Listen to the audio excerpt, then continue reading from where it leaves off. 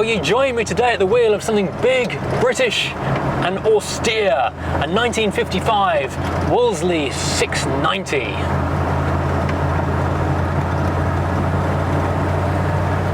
Cripes, it's the Rozzers! Yes, this fine machine here is a Wolseley 690, star of every Edgar Wallace mystery and every other British police B-movie from the 50s and 60s. So if you've ever seen anything with a bad guy being chased down a street in rough London, or probably Southampton because they filmed a lot down there, it was one of these.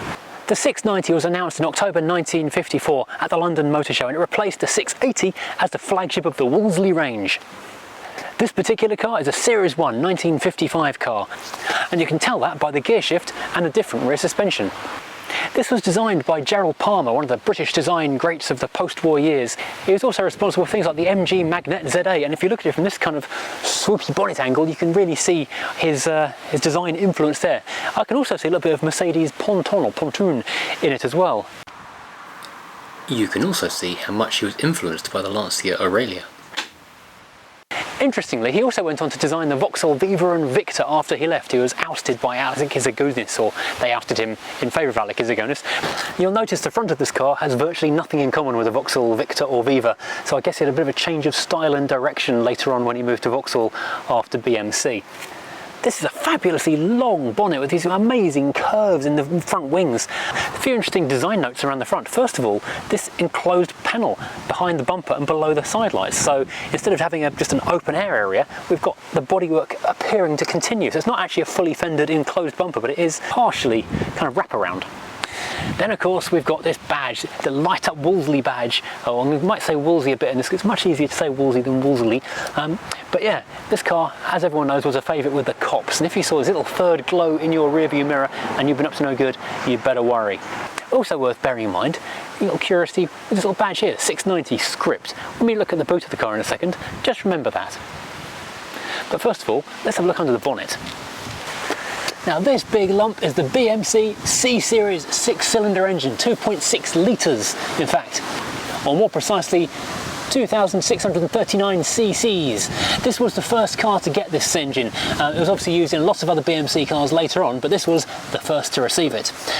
In this particular guise, with twin SU carburetors, it makes 95 horsepower and 135 pound-feet of torque.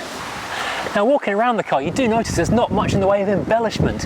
There's just this little kind of stainless trim with the door handles built into it, and this little kind of side spear running from the front with a badge in it, and basically nothing else. I don't know if really this is because of austerity in Britain in the 1950s, or because it was a brand for middle-class people who knew their place and didn't want to show off and be too ostentatious.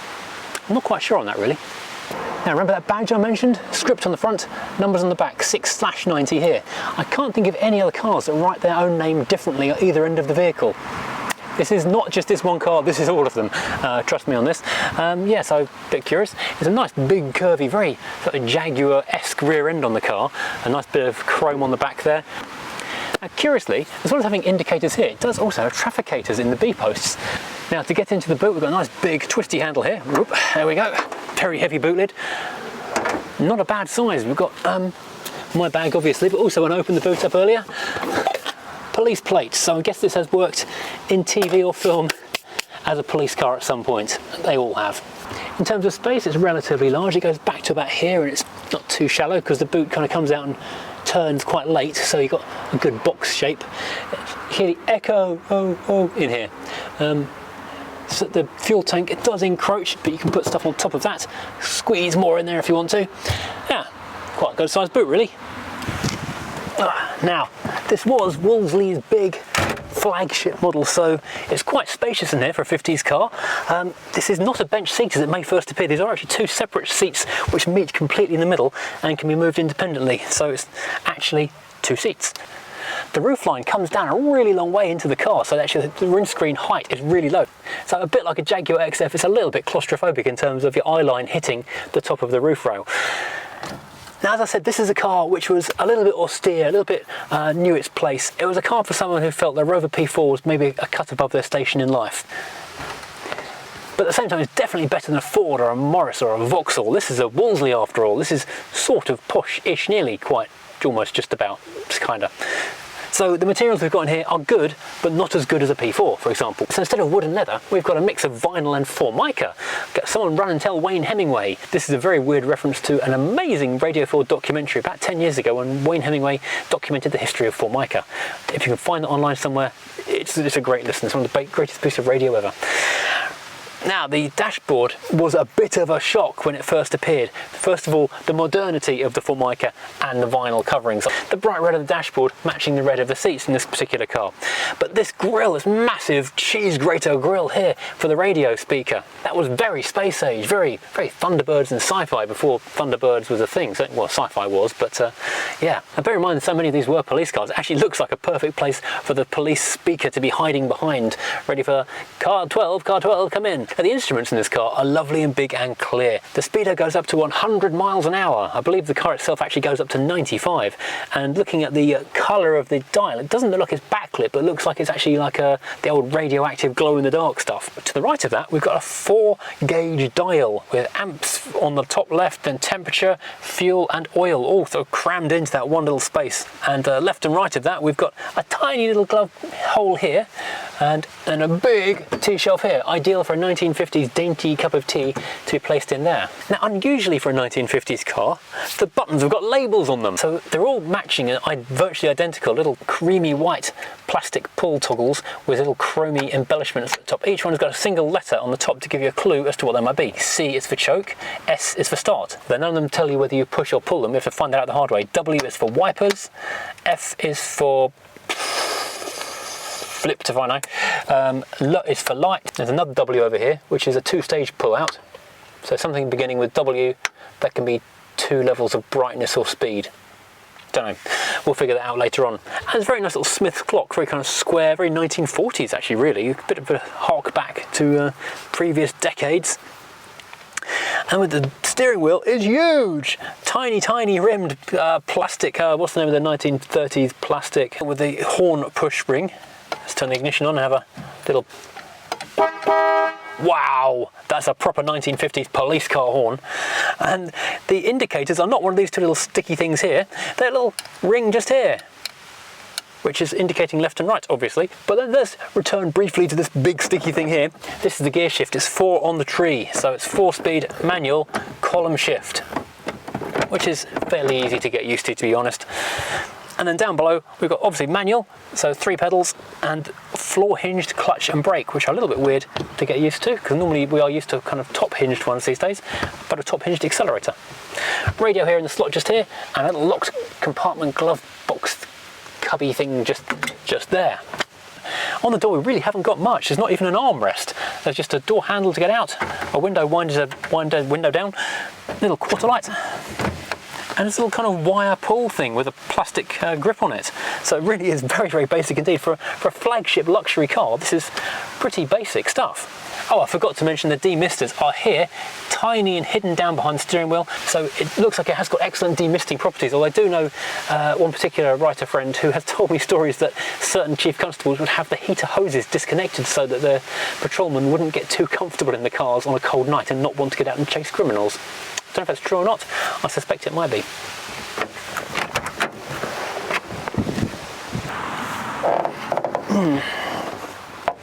Now the rear bench is not too bad actually. I mean, it's quite easy to get into the back of it. There's no headrests and there's no seat belts anywhere.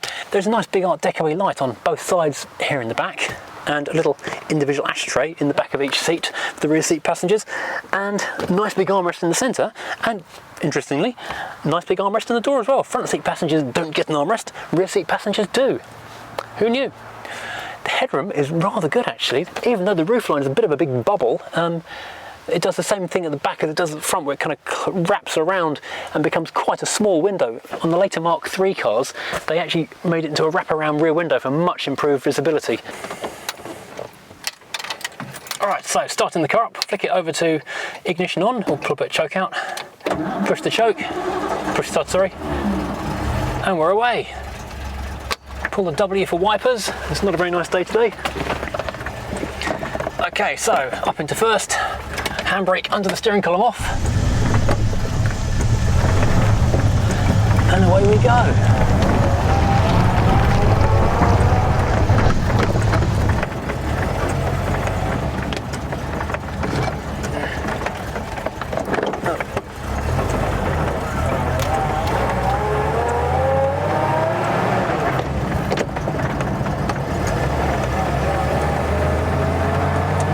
not too bad. It's not rapid, it's 0 to 60 is about 18 seconds, so they weren't the highest of speed police pursuits. And allegedly there were some handling issues with early cars, which is blamed on the fairly advanced rear suspension setup, which is coil sprung. Although it turned out later on, after they, I believe, changed it to a different design, a far more basic elliptical or half elliptical rear spring, that it was actually a problem with outside sourced chassis that were causing the problem. But by then it was too late for Palmer, as he was forced out over the scandal.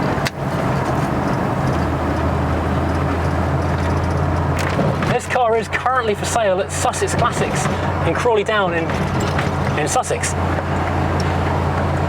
Check out the website where they do have this and always other interesting old cars for sale. The engine sounds absolutely fantastic. Okay, let's give the brakes a bit of a dab. Oh, down to third.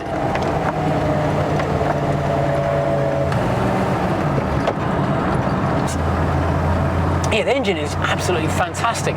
Beautiful, smooth thing, creamy whistling noise. Visibility is not special. The mirror on there isn't really aimed particularly well. I can't aim it just right. The back window is very tiny anyway, and it's got these little wing mirrors sticking out there, which actually aren't too bad for once. They're quite big wing mirrors, so I can kind of see a bit out of them.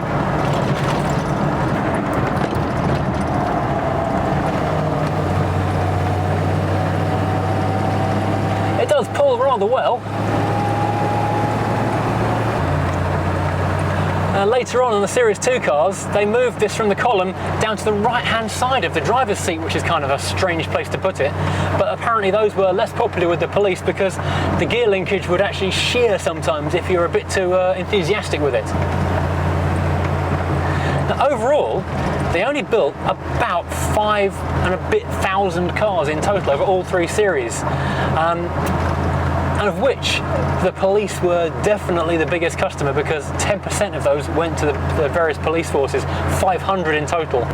The largest one of the customers being the Met Police, although the New Zealand Police actually took 19 of them.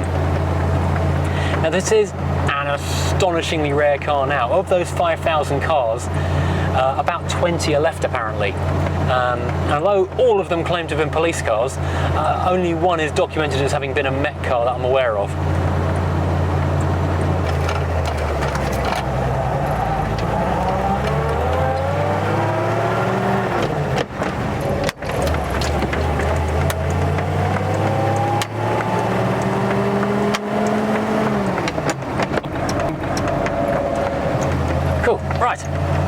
This car is built on a separate chassis, a proper sort of box frame ladder chassis thing.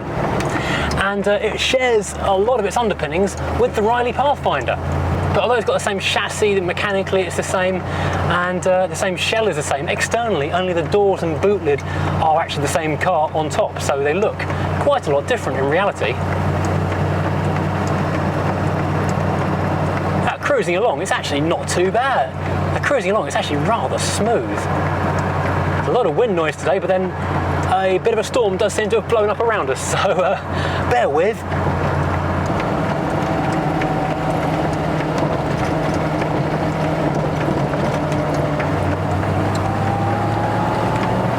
It does roll quite heavily into corners, and the gear ratios are just set exactly wrong for powering through S-bends. You want to change up to fourth, but really you still need to be in third.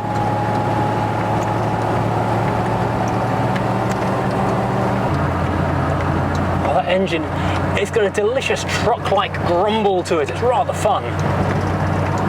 This car was designed at a time it was a little bit interesting. It was sort of the last true Wolseley, some people say, because it was when they rolled the Nuffield group, which involved obviously Wolseley and Morris and the others, in with Austin to create the BMC group.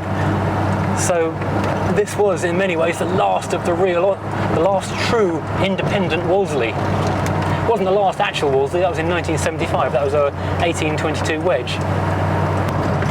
Oh, this is a very comfortable car. There's no headrests, obviously, no, as I mentioned, no seatbelt, so I would prefer not to crash today. And the brakes are reasonably good actually, considering they are drums all round. But you hit the brake, I won't hit too hard because it's absolutely slishing down with rain. But yeah, you hit the brakes, and it pulls up a little pull to the right, but it does stop okay.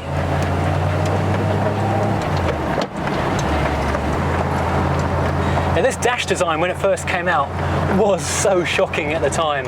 People didn't know what to make of it. But I actually rather like it. It looks very cool indeed to my sort of modern eyes, with a bit of a slant towards 1950s and 60s kind of space age design. Or it looks really cool. Indicating right with a little kind of nubbin on top there. Oop. And stopping. And first gear. Oh, no power steering. Lots of turns. Lock to lock.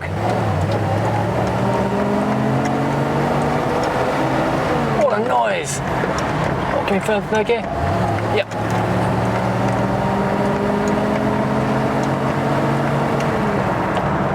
Oh, this car's brilliant. I like this car a lot. I mean, it's not absolutely minty perfect. It's a nice usable example. You could just trundle around in this quite happily. If you wanted a practical, usable classic car, you'd go a lot worse than this thing.